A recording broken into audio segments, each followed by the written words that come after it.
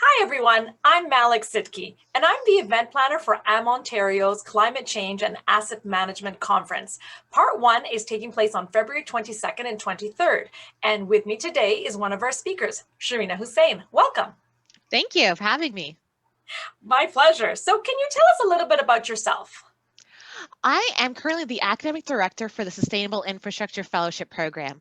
Much of my work is in the area of academia, researching how we can otherwise plan our infrastructure better, but also how we maximize our asset management practices when it comes to infrastructure.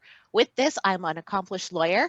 I'm also a media personality, as well as an individual that's trying to collaborate with governments as well as private sector partners to structure those partnerships to allow us to better use our infrastructure assets better. Wow, that's amazing. Well, can you give us a little bit of a snapshot of what you're going to be covering on that day?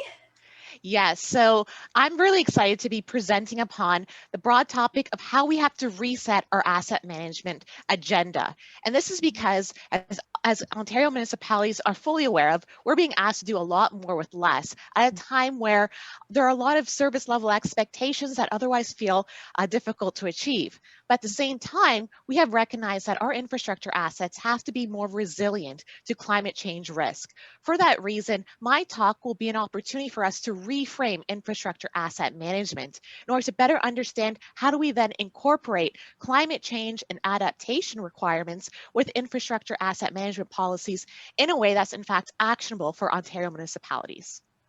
And so you just touched on this. So why should a municipality attend, you think? Excellent question. And I think Ontario municipalities are at a crossroad at this moment.